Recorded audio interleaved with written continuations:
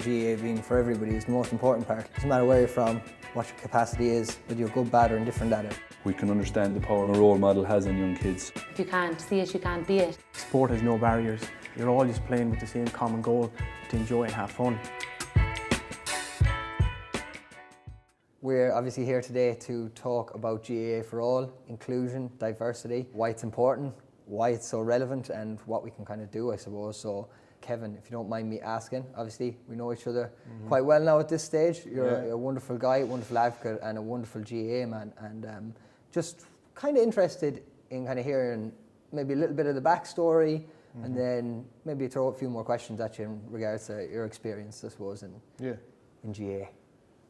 Well, me being autistic, it was tough growing up, and I was going to school and I probably didn't have friends, and I wasn't really linking in with my own club at that time. I was a teenager, I was low in confidence, and I guess my father brought me to a few games, and I just when it's like anything, you get a bug for something, you know, and you went to a few, and then you're like, oh, I'll go to another, and then you big championship games and the crowd, and some people autistic, they'll be like, you're not good with big loud noises, loads of people, you like to have the day structured, I guess. There is barriers, there is challenges, but I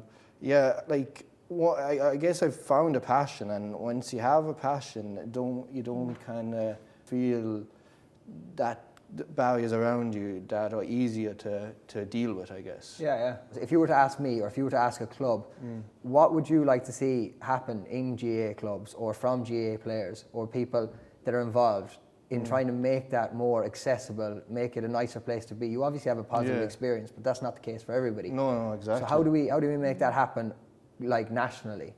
It's challenging, I guess, for your own club and a referee as well. That you want people from every walk of life and involved in in getting different jobs or getting roles in the GAA. Kevin, would it be the fact that it's based on everybody's individual ability? So what people can do rather than see them as a disability more so, Padraig? Would that be a fair point? Yeah, I think so. Yeah, no, definitely. As you say, the ability, and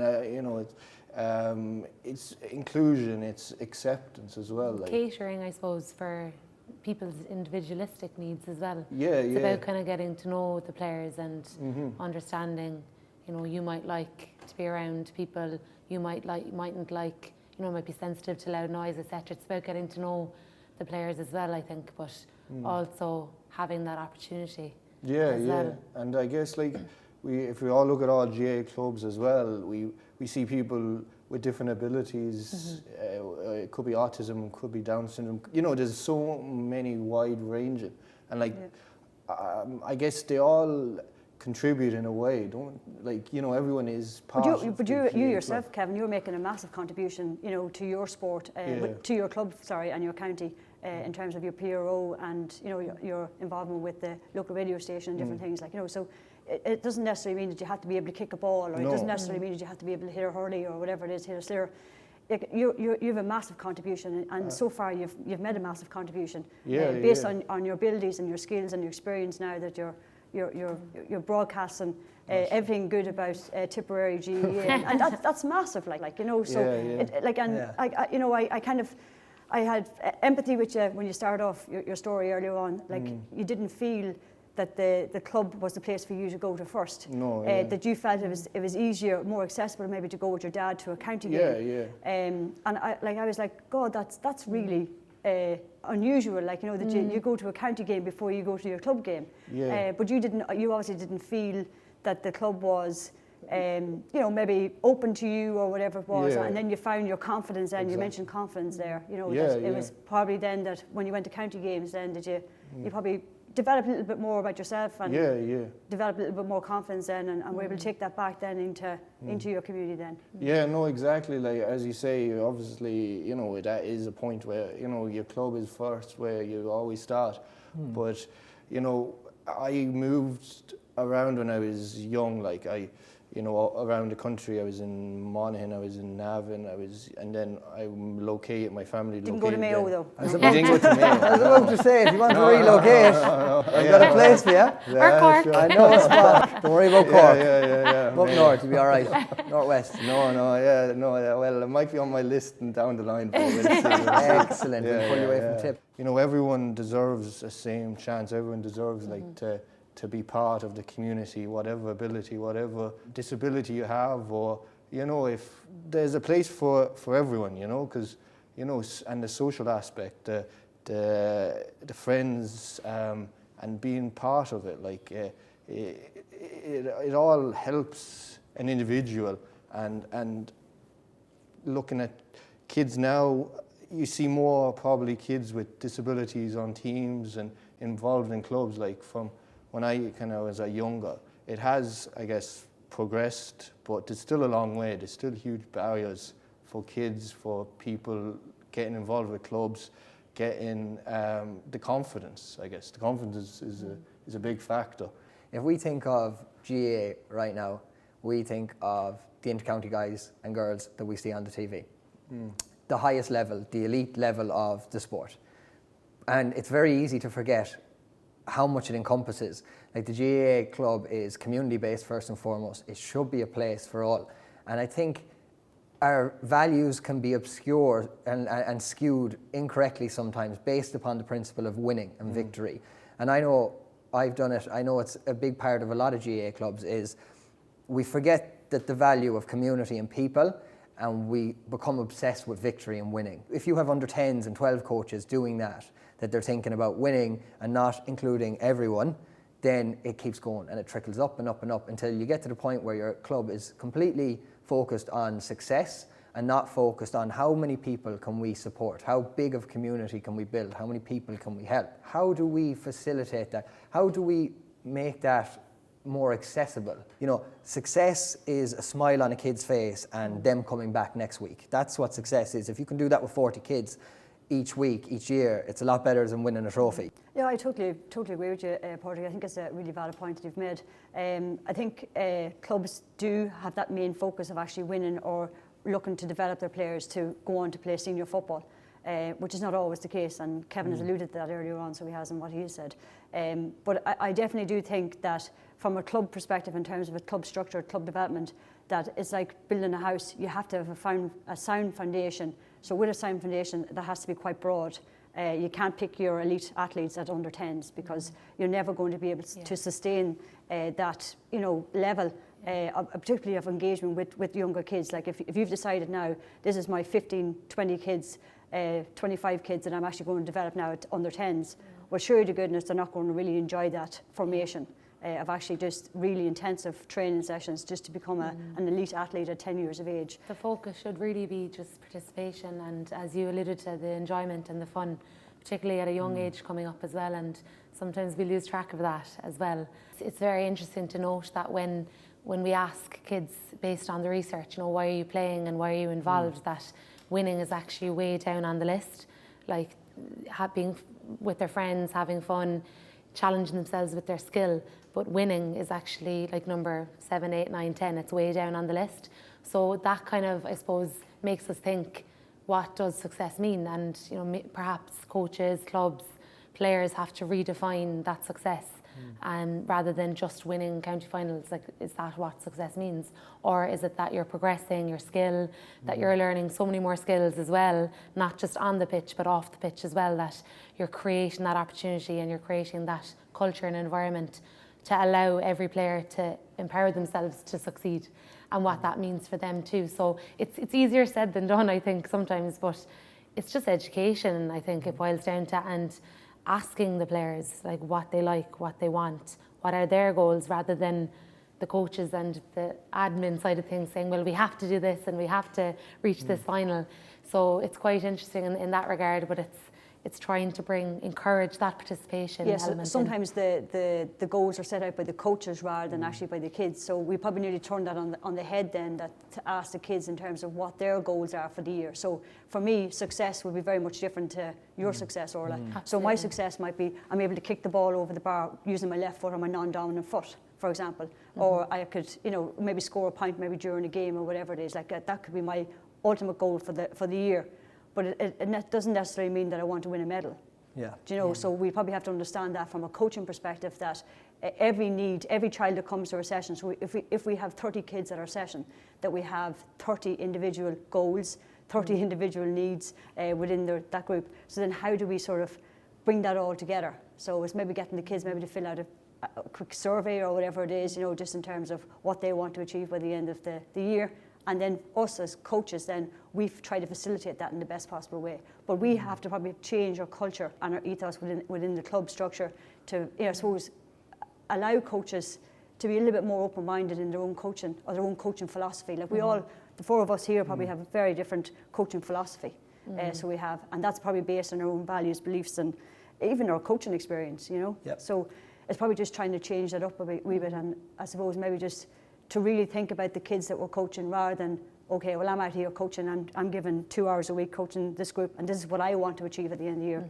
It mightn't be what the kids want to achieve. And that's like, I think the next thing I'd like to do is maybe try and hash out a few things like that, like what differences or what changes could be made to kind of tip the balance, I suppose, back into the middle. And just before we do that, I want to say, like, you'd have people that will be like, it's about winning. It's about winning. It's about winning, all right? And we're speaking about the other side, about inclusion and community. They're not contrasting ideas. It's not if we focus on community, we won't win.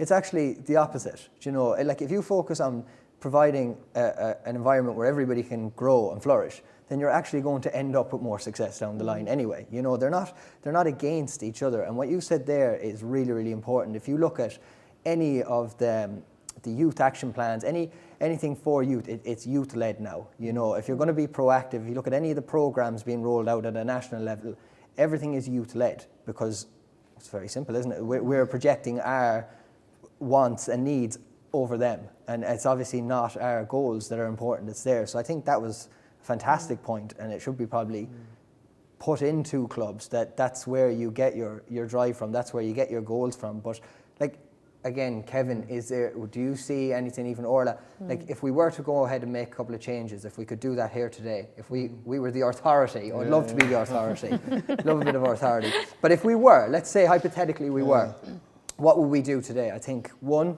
Maggie is going to have the youth run the world. She's dead right. Cool. What else do we do? What would make it more accessible to you? What would make it a nicer place to be? Yeah, no, it's a good question. Like, I guess for some people, as we alluded to, like, you know, the mentality of winning all the time, you know, if it's about friendships, about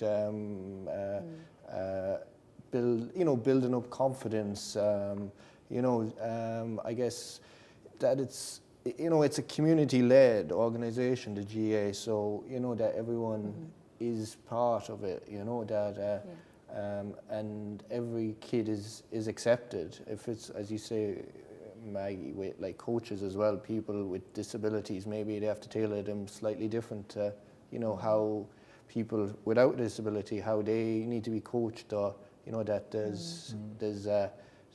that they're given the opportunity that they can progress as well, like, because they find skills harder to, like, eye coordination, you know, that, you know, all that kind of stuff is challenging for people with disabilities, but they can achieve, I guess, just the important thing. I think opportunity there is the key word. And I know from my own experience in my own club in Middleton, they run the Magpies All-Star, and that's all aimed at including, you know, young kids with additional needs. And it's been such a success in the club, and it's given the club such a boost, not only the players but also their parents and just the community of practice, what the GAA is all about as well. But something that really stood to me was when I saw a comment, a father of a child who was part of the Magpies All-Star team, and he kind of alluded to the fact that his son was going to his sister's games, but he was watching the games from, you know, the stand or the fence, and he was going with his hurley, but he was on the outside, he wasn't on the pitch.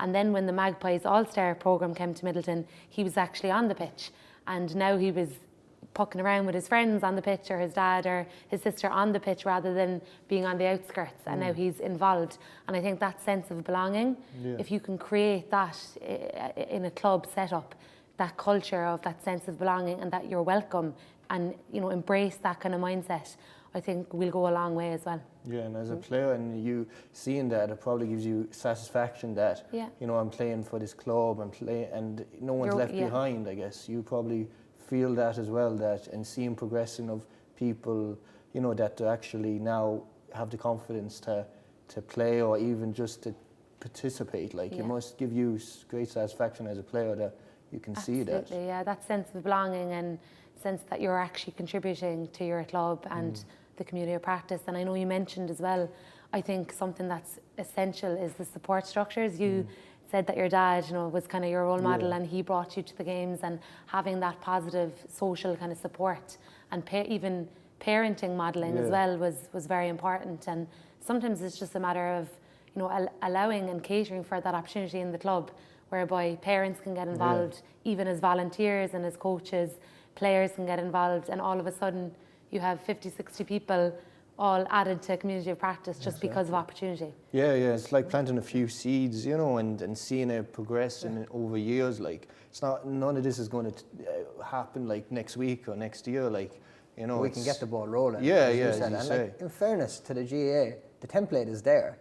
It's not like it's not there. Inclusion is a cornerstone of the GAA. I would think, and I would definitely say that all sport organisations, the GAA lead that out, and it is there, but like it is dependent on, I suppose, volunteers. It's dependent on different clubs putting in the effort and providing the opportunity. We're getting our first GAA For All event in association with SuperValue soon, to bring in all these young people and say, look, there is a space for you in the club, no matter the ability, disability, whatever, no matter the ethnicity. It's all irrelevant. It's about sports, it's about fun, it's about having a crack, it's about meeting people. And like, I really would like to see, if I could change one thing right now, I think it would be that.